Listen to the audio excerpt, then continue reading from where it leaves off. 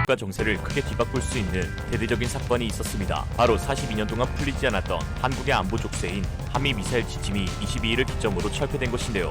최대 사거리 800km 제한이 없어지게 돼 사거리 2000에서 3000km 중거리 미사일은 물론 대륙간 탄도미사일 ICBM 사거리 5500km 이상도 개발할 수 있게 된 것입니다. 제한이 있을 때에도 세계적인 수준의 미사일 전력을 구축한 한국에게 있어서 그야말로 날개를 단 격인데요. 이제 한국은 국가의 안보 전략에 맞는 미사일을 사거리 탄도 제한 등의 성능적 제한 없이 실전 배치할 수 있게 되었습니다. 시진핑 픽이 우는 소리가 여기까지 들리네요. 이번 지침 종료로 인해 중국은 이전과는 비교할 수 없는 큰 압박을 받게 되었습니다. 그동안 한국 탄도미사일의 사거리로도 북한 전역을 타격할 수 있었기 때문에 사거리 지침 해제는 북한을 넘어 중국을 겨냥한 압박형 책임이 드러났습니다. 괴물미사일로 불리우는 국산 신형 현무포 탄도미사일은 현존하는 최고의 벙커버스터로 특히 공산당 정부 독재자들에게는 핵폭탄만큼 두려운 존재입니다. 1인 권력에 의해 좌지우지되는 비상식 국가인 중국과 북한에게 있어 지도부의 제거는 곧 당분계로 이어지기 때문입니다. 시진핑 입장에서는 핵공격으로 인한 민간인의 피해보다 지하 벙커에 숨어있는 자신의 안위가 더 중요할 것입니다. 그러고도 남을 사람이죠. 사람은 아니었지. 무튼 상식을 초월한 고중량의 탄두를 장착한 현무포는 상식을 초월한 최대 마하 10속도로 지면에 꽂혀 최대 1킬로톤 위력을 내는 것으로 알려져 있습니다. 1킬로톤은 TNT를 1000톤가량 모아 폭발시켰을 때 발생하는 위력으로 지하에 구축된 요새들을 파괴할 수 있는 수준입니다.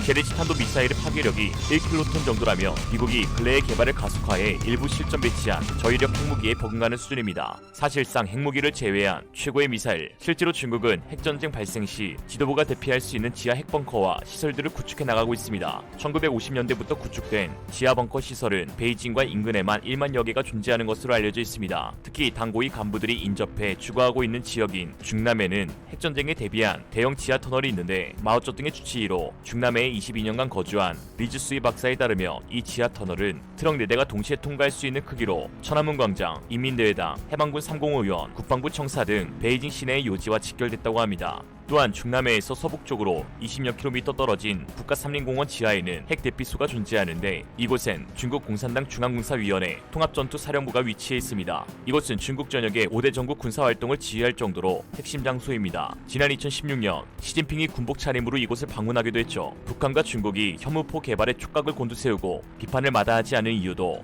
여기에 있습니다. 현무포의 타겟 자체가 국가 지도층을 겨냥하고 있으니까요. 현무포의 중장거리 개발은 김정은뿐만 아니라 시진핑과 중국 고위 당국자들의 신변에도 큰 위협이 되었습니다. 현무탄도 미사일의 위력은 핵무기에는 못 미치지만 유사시 활용 유용성은 더욱 폭넓고 군사 전략 시설 등만 요격하여 파괴할 수 있기 때문에 1인 독재자에 있어서는 핵무기보다 더 피하고 싶은 무기입니다. 핵무기는 한번 쓰게 되면 상대방이나 상대방의 동맹국으로부터 핵보복 공격을 받게 됩니다. 따라서 핵무기를 가졌다고 해도 실제로 전쟁에서 사용하기보다는 오히려 억제 수단으로 사용되어집니다.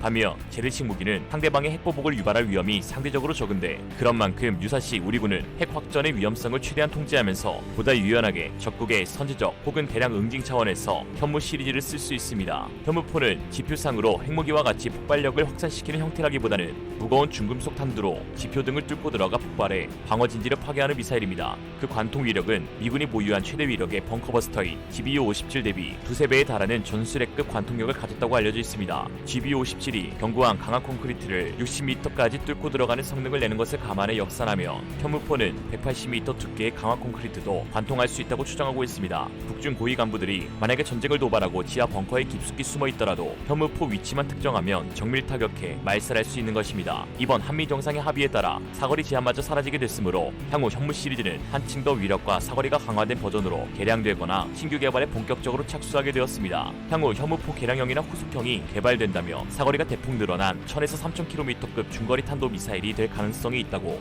군사 전문가들은 내다보고 있습니다. 이미 우리나라가 개발해 실전 배치한 순항 미사일 중 현무3B와 현무3C가 각각 1000km와 1500km를 사거리를 두고 있기 때문입니다. 순항 미사일은 윈 항공기처럼 지형 지물을 따라 낮은 고도로 순항 비행하는데 속도는 대부분 음속보다 느립니다. 그래서 탄도 미사일에 비해서 목표물 공격까지 많은 시간이 소비됩니다. 그러나 탄도 미사일은 대기권 밖을 벗어나서 포물선을 그리며 타격하는 형태로 음속의 몇 배 되는 매우 빠른 속도의 추진력을 갖게 됩니다. 즉 탄도미사일은 순항미사일보다 더욱 적국에 공포감을 줄 수 있는데 수천 킬로미터가 떨어진 곳이라도 발사 후 10분에서 20분 정도면 도달해 적의 공격 의지를 무력화시킬 수 있습니다. 특히 한국 잠수함에서 발사되는 잠대지 탄도미사일 SLBM에 주변국들의 긴장감이 높아지고 있는 상황인데요. 우리나라는 이미 SLBM 지상사출 시험을 성공적으로 마쳤으며 올해 실전 배치될 국내 개발 잠수함인 도산 안창호함에는 이미 SLBM을 탑재할 수 있는 수직 발사대 6대가 장착되어 있습니다. 잠대지 탄도미사일은 현무 4-4로 명명한 것으로 알려져 있습니다. 한국은 명실상부 세계적인 잠수함 건조 강국이며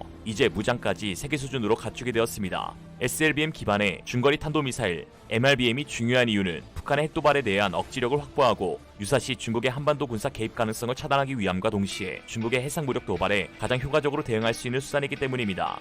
북한이 전쟁을 도발하거나 어떤 사유로든 중국이 한국과의 전면전을 치르게 될 경우 우리의 방공망과 더불어 1순위 타격 지점이 바로 지상에 위치한 전략미사일 시설일 것입니다. 지상미사일 기지가 무력화된다면 우리 군은 즉각 대량 보복 응징을 가할 수 있는 능력이 제한되게 될 것입니다. 이에 더 강력한 이격을 날릴 수 있는 탄도미사일 역량이 갖춰져 있어야 그 어떤 국가의 도발도 원천 차단할 수 있습니다. 특히 수중에서 자맹하다 발사하는 SLBM은 중국이 가장 두려워하는 억지 수단이자 압박 수단일 테죠. 한국 서해는 한반도와 중국 여러 하천에서 대량의 담수가 유입되고 수중 쓰레기와 갯벌 등 음파를 산란 왜곡시키는 요소가 많아 잠수함 탐지가 사실상 불가능한 해역입니다.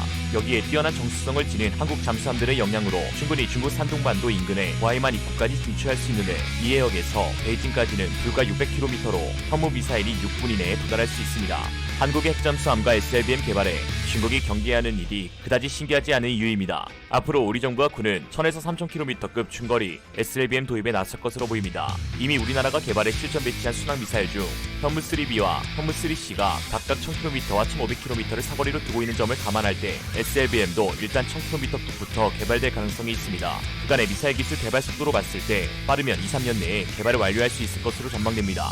방위산업계 관계자는 이미 800km의 사거리에 현무4를 개발한 노하우가 있는 만큼 사거리와 탄두 중량 등이 바뀌더라도 동력 특성 등만 재해석하면 중거리 현무 SLBM 개발도 순조로울 것으로 보인다고 했습니다. 현재 중국은 서해를 자기 앞바다 드나들듯 군함과 잠수함을 무단으로 투입시키고 있습니다. 쌍놈의시키들. 지난 2월 중국 해군의 정보함이 서해 동경 124도를 넘어들어와 위협을 가한 사건도 있었습니다. 동경 124도 인근 해역은 국제법상 공해지만 중국은 동경 124도 선을 자신들의 해상작전 구역 경계선으로 일방 선포한 상태입니다.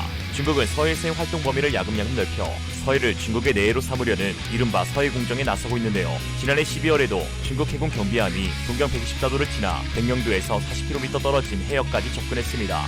해군에서 입수한 자료에 따르면 중국 경비함은 위 해역 인근에 거의 매일 수척이 출몰하고 있다고 하죠. 또한 중국의 대표 해군 전력으로 꼽히는 북해함대는 한국 서해와 가장 가까운 산둥성 칭다오에 위치하여 한국 서해를 주무대로 훈련을 진행하고 있습니다.